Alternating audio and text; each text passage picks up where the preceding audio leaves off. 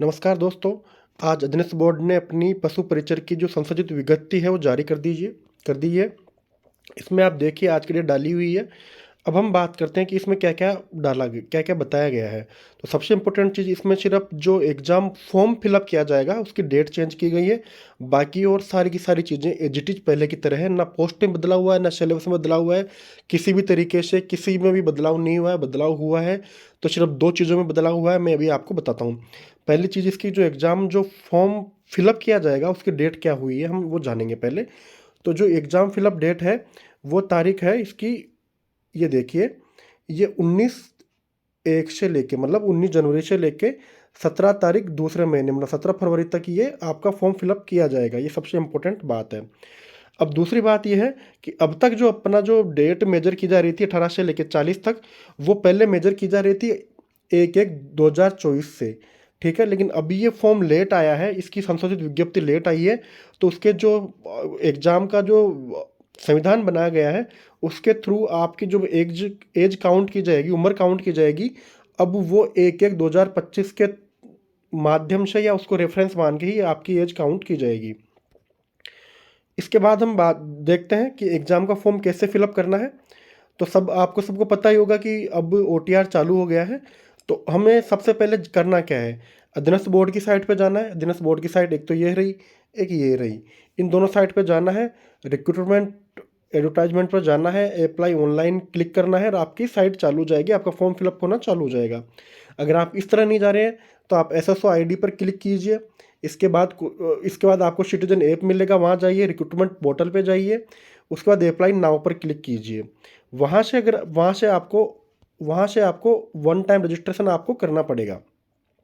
One time registration का मतलब क्या होता है कि आपको एक बार शुल्क पेमेंट करना है, उसके बाद आपको पेमेंट नहीं करना। उस सेशन में जितने भी एग्ज़ाम होंगे वो आपके लिए उस ओटीआर के माध्यम से ही चलता जाएगा। अब देखिए आगे, अब यहाँ पर आप ये देखिए कि फॉर्म भरते समय जो आपको आपकी जो आइडेंटिटी है, आपका जो परिचय है, वो कैसे सत्यापित करना है। उसके 2 तरीके हैं, पहला आपके पास आधार कार्ड हो, दूसरा आपके पास आधार कार्ड नहीं है, ठीक है? तो हम पहले बात करते हैं कि आधार कार्ड वालों में क्या-क्या दिया हुआ है, कि आप कैसे अपनी जो प्रामाणिकता या जो आपकी आइडेंटिटी है, उसे कैसे प्रूव कर सकते हैं अध्ययन बोर्ड की आईडी को। अब इसमें देखिए, पहला जिसमें गिवन है कि यदि उम्मीदवार आधार कार्ड का उपयोग करके OTR one time registration generate करता है तो किसी और सत्यापन की आवश्यकता नहीं होगी। पहली चीज़ तो ये आपकी क्लियर हो गई। दूसरी बात, इसमें साफ तौर पे ये दूसरी बात कही गई है कि यदि ओटीआर जनाधार के माध्यम से जनरेट होता है तो उम्मीदवार को आवेदन पत्र में निम्नलिखित जानकारी का सत्यापन करना होगा। क्या दर्ज कराना होगा? आधार कार्ड नंबर दर्ज कराना होगा। जैसे आप आधार कार्ड नंबर दर्ज करेंगे, उम्मीदवार का नाम, पिताजी का नाम, जन्मतिथि ऑटोमेटिकली ही आ जाएगी, ये आपको पता है। ये तो हो गई कि आधार कार्ड आपके पास है। यदि आपके पास आधार कार्ड नहीं है तो फिर फॉर्म फिलअप कैसे करें? अध्ययन बोर्ड की वेबसाइट को आपकी आइडेंटिटी कैसे प्रूव करें? तो इसमें आपको 3 विकल्प दिए गए हैं। इन 3 विकल्प में से 1, 2, 3, इन 3 विकल्प में से आपको कोई एक विकल्प चुनना होगा और उसके थ्रू आपको अपनी आइडेंटिटी अध्ययन बोर्ड को प्रूव करनी होगी। पहला है मूल प्रमाण पत्र विकल्प। इसके अंदर क्या होगा कि आप जो अध्ययन बोर्ड की आईडी पे जाएँगे, तो वहाँ पर अपना जो मूल प्रमाण पत्र क्रमांक है वो दर्ज कर देना, फेच बटन क्लिक कर देना, ऑटोमेटिकली आपके सारे डाटा अध्ययन बोर्ड की वेबसाइट पर अपलोड हो जाएँगे। दूसरी बात, आपके पास डिजिलॉकर है, 10th बोर्ड की मार्कशीट से जोड़ने का विकल्प है। इसके जैसे आपको पता है 10th बोर्ड की मार्कशीट में आपका नाम है, रोल नंबर है ना? उत्तीर्ण करने का जो वर्ष है, सबका सब एचडी जैसा अपलोड हो जाएगा और आपकी आइडेंटिटी प्रूफ हो जाएगी। और हमें पता है कि जो ये पशु परिचर की वैकेंसी है 10th पास स्टूडेंट के लिए है। तो इस और जो 10th पास जो मार्कशीट है वो लगाएँगे तो ऑटोमेटिकली साइट पर अपलोड हो जाएगा। दूसरा, अब आप कहेंगे कि सर मेरे पास तो इनमें से कुछ भी नहीं है, तो फिर हम क्या करेंगे? तो हमें फिर एक सत्यापन देना होगा। वो सत्यापन क्या रहेगा कि ये रहा वो, मैं अपनी प्रोफ़ाइल विवरण सत्यापित करने में असमर्थ हूँ, इसलिए मैं परीक्षा हेतु निर्धारित समय से 1.5 घंटा पहले परीक्षा केंद्र पर बायोमेट्रिक सत्यापन हेतु उपस्थित होऊँगा या होंगी। इसके थ्रू भी आपका काम हो जाएगा। यहाँ तक सारी चीज़ें मैंने आपको बता दी है कि आपके पास आधार कार्ड है तो किस तरह जाना है, अपनी आइडेंटिटी किस तरह देनी है, और आधार कार्ड नहीं है तो अपनी आइडेंटिटी किस तरह देनी है। और मैक्सिमम लोगों के पास आधार कार्ड है, तो जैसे आप आधार कार्ड नंबर डालेंगे तो आपकी सारी आइडेंटिटी बोर्ड की वेबसाइट के पास खुद ब खुद पहुंच जाएगी। इसके बाद हम बात करते हैं कि इसका क्या क्या सिलेबस है, पहले कितनी कितनी पोस्ट दी गई थी, कितने कैसे जो फीस है वो कितनी कितनी है, तो हम सब जानते हैं। ये देखिए एक मिनट, ये देखिए इसकी जो जो मेन जो नोटिफिकेशन था वो मैं लेके आया हूँ। इसमें जो तारीख देख लीजिए आप, इसके अंदर गैर अनुसूचित क्षेत्र की जो वैकेंसी थी जो 5,281 थी, अनुसूचित क्षेत्र की जो थी 653 थी, और कुल पद की अगर मैं बात करूं तो 5,934 है। कुल मिला के आप 6,000 इस पद इसको मान लीजिए। ठीक है। भर्ती एग्जाम फॉर्म कैसे फिलअप करना है मैं आपको बता चुका हूँ। ये सारी की सारी चीज़ें आपको, जैसे आप SSORD पे जाएंगे आपको सारी की सारी चीज़ें खुद ब खुद ही अब हम बात करते हैं कि इसमें जो शुल्क लगेगा अपना, जो फीस लगेगी एक बार ये पंजीकरण शुल्क की, OTR की, वो क्या फीस होगी, तो हम इसमें ये देखेंगे। यहाँ पर एक पूरा गिवन है, ये पूरा का पूरा गिवन है। इसमें साफ तौर पे बताया गया कि सामान्य वर्ग व क्रिमिलेयर श्रेणी के अन्य पिछड़ा वर्ग, अति पिछड़ा वर्ग के आवेदकों को तो 600 रुपये है। राजस्थान के, ये दूसरा पढ़िए खरगोश वाला, राजस्थान के नॉन क्रिमिलेयर श्रेणी के अन्य पिछड़ा वर्ग, अति पिछड़ा वर्ग एवं आर्थिक रूप से कमजोर वर्ग, अनुसूचित जाति, अनुसूचित जनजाति के आवेदकों हेतु 400 रुपये है, और समस्त दिव्यांग जन आवेदक हेतु 400 रुपये है। ये बातें इसमें हो गई है। और दूसरी बात इसमें हम देखते हैं, ये देखिए आप, पूर्व में एक बार ये पंजीयन शुल्क OTR जमा करवा चुके अभ्यर्थियों को दोबारा शुल्क दे नहीं होगा। ये सारी चीज़ें हम इसमें देख चुके हैं। अब हम इसमें बात करते हैं कि अपने को इसमें क्या क्या दिया हुआ है। तो अब इसमें अपन ये देख लेते हैं कि इसके लिए एलिजिबिलिटी क्या क्या है, मतलब कौन सा व्यक्ति है जो इस फॉर्म को अप्लाई कर सकता है। तो आप इसमें देखेंगे इसमें केवल 10th पास स्टूडेंट चाहिए, पहली चीज़। दूसरी बात कि हिंदी में कार्य करने वाले और राजस्थान की संस्कृति का ज्ञान, ये तो हम सबको पता है। कुल मिला के बात करें तो ये जो एग्ज़ाम है 10th पास स्टूडेंट के लिए गोल्डन अपॉर्चुनिटी है। इसके बाद हम बात करते हैं, अब हम देखते हैं कि इसमें जो आयु का है वो क्या है। तो अपने को पता है जो इसमें आयु है 18 से लेके 40 साल तक इसमें दी हुई है। लेकिन अब ये नोटिफिकेशन दोबारा से रिलीज हुआ है, इसलिए अब इसमें जो आपकी आयु का जो रेफरेंस है वो 1 जनवरी 2024 नहीं, 1 जनवरी 2025 से आपको काउंट किया जाएगा। ठीक है। 18 से 40 आपकी आयु है, और जो आपका जो आयु का रेफरेंस है जहाँ से आपकी आयु तय की जाएगी वो 1 जनवरी 2025 से तय की जाएगी।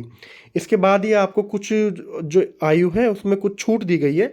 तो हम ये छूट देख लेते हैं कि क्या क्या मिली हुई है। 3 कैटेगरी में मिली हुई है, अनुसूचित जाति, अनुसूचित जनजाति, अन्य पिछड़ा वर्ग, अति पिछड़ा वर्ग, आर्थिक रूप से कमजोर वर्ग के पुरुष अभ्यर्थियों को जो कि राजस्थान के हैं उन्हें 5 वर्ष की छूट दी जाएगी। सामान्य वर्ग की महिला अभ्यर्थियों के मामले में 5 वर्ष की छूट दी जाएगी। इसके बाद में ये देखिए आप, अनुसूचित जाति, अनुसूचित जनजाति, अन्य पिछड़ा वर्ग, अति पिछड़ा वर्ग, आर्थिक रूप से कमजोर वर्ग की महिला अभ्यर्थियों को, राजस्थान की मूल निवासियों को 10 वर्ष की छूट दी जाएगी। ठीक है। इसके बाद में हम बात करते हैं, ये देखिए, विधवाओं और विवाह विच्छिन्न महिलाओं के मामले में कोई आयु सीमा नहीं होगी, किंतु राज्य सरकार द्वारा निश्चित की गई सेवानिवृत्ति आयु से उसकी आयु कम हो। ये सारी बातें हम लोगों ने अभी समझ ली है। अब हम जानते हैं कि एग्ज़ाम का महीना कौन सा होगा, कभी एग्ज़ाम होगा। तो ये देखिए इसमें परीक्षा का माह व दिनांक, ये एग्ज़ाम अप्रैल से लेके जून के बीच ये एग्ज़ाम होने की पूरी पूरी संभावना है। अब हम बात करते हैं कि इसका जो सिलेबस है वो क्या रहेगा। हाँ दोस्तों, अब हम इसके एग्ज़ाम के सिलेबस पे पहुंच चुके हैं। ये देखिए, इसमें अगर हम बात करें तो 2 भाग होंगे, भाग ए और भाग ब। इसमें क्या होगा कि 105 क्वेश्चन होंगे, 105 नंबर के 45 क्वेश्चन होंगे भाग बी में, और 45 ही नंबर के होंगे, मतलब एक क्वेश्चन 1 नंबर का होगा। आपको एग्जाम का टाइम मिलेगा पूरे 3 घंटे।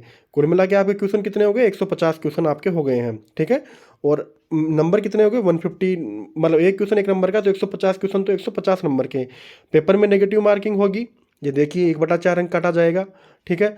आप किसी भी कैटेगरी से बिलोंग करते हो आपको मिनिमम 40% अंक तो लाने ही पड़ेंगे, ये क्लियर हो गया। और परीक्षा का मानक स्तर सेकेंडरी स्तर का होगा, मतलब 10th के लेवल का ये पेपर होगा। अब हम इसमें बात करते हैं कि सिलेबस में क्या क्या अपने को दिया हुआ है। तो अब हम इसमें देखते हैं, ये देखिए आप, तो पर्सनों की संख्या 105 है, और जो भाग है इसके अंदर पूर्णांक 105 है। भाग है पर्सन संख्या 105, पूर्णांक 105। इसके अंदर हम पढ़ेंगे क्या क्या जो पढ़ने वाली बातें हैं। ये देखिए आप सारी बातें। राजस्थान राज्य के विशिष्ट संदर्भ के साथ माध्यमिक स्तर के सामान्य ज्ञान, जिसमें दैनिक विज्ञान हो गया, जनरल साइंस हो गई, गणित हो गई, सामाजिक अध्ययन हो गया, भूगोल हो गया, इतिहास हो गया, संस्कृति हो गया, कला हो गई, और जो करंट है वो चीज़ें होगी। और बहुत छोटा सा सिलेबस है, सबका सब सिलेबस है राजस्थान का ही है। इसके बाद हम देखते हैं कि भाग बी में क्या सिलेबस है। भाग बी है जो भारांक 30% होगा, प्रश्नों की संख्या 45 होगी और पूर्णांक 45 होगा। इसमें अगर हम बात करें तो पशुओं से संबंधित जितनी भी चीज़ें हैं उन सब का इसमें पूरा सिलेबस मेंशन है। ये मैं आपको पीडीएफ अभी अपने टेलीग्राम चैनल पे डाल दूंगा।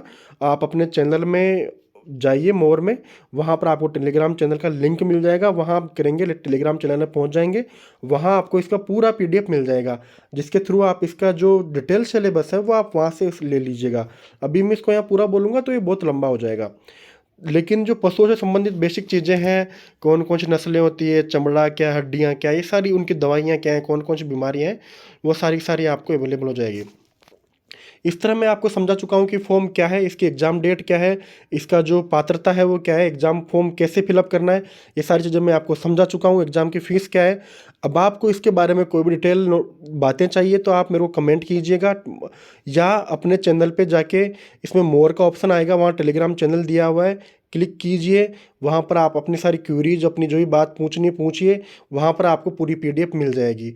चैनल को सब्सक्राइब नहीं किया तो प्लीज़ सब्सक्राइब कीजिए। Okay, thank you.